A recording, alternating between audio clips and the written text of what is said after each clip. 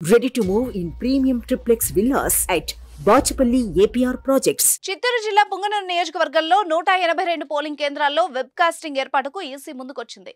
భారత చైతన్య యోజన పార్టీ అధినేత బోడి రామచంద్ర యాదవ్ ఫిర్యాదు మేరకు ఈసీ చర్యలు చేపట్టింది. సమస్యాత్మక కేంద్రాల్లో వెబ్ కాస్టింగ్ ను ఏర్పాటు చేయనుంది.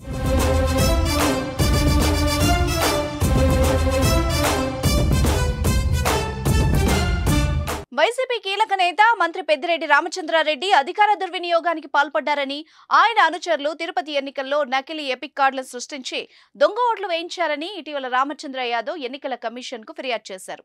ఇప్పుడు అదే రీతిలో దొంగ ఓట్లతో పాటు ఇతరత్ర అరాచకాలు సృష్టించి లబ్ధి పొందాలని చూస్తున్నారని తన ఫిర్యాదులో పలు ఆధారాలు సమర్పించారు.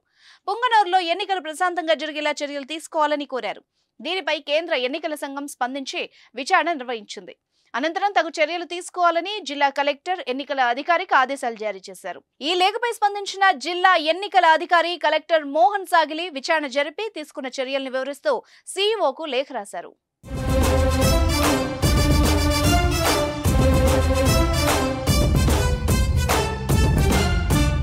పుంగనూరు నియోజకవర్గంలో మొత్తం 262 పోలింగ్ స్టేషన్లు ఏర్పాటు చేస్తుండగా వాటిలో 182 పోలింగ్ కేంద్రాల్లో వెబ్ కాస్టింగ్ ఏర్పాటు చేస్తున్నట్టుగా తెలిపారు. ఆ పోలింగ్ కేంద్రాల్ని హైపర్ సెన్సిటివ్ గా గుర్తించి తగు చర్యలు తీసుకుంటున్నట్టు వివరించారు.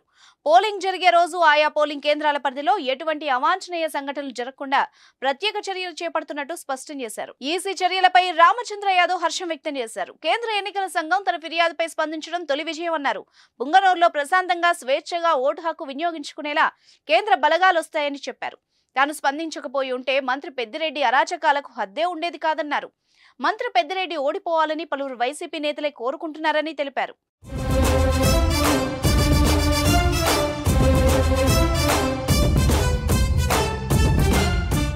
సుమన్ టీవీలో మీ పర్సనల్ అండ్ బిజినెస్ ప్రమోషన్స్ కోసం కింది నెంబర్కి కాంటాక్ట్ చేయండి.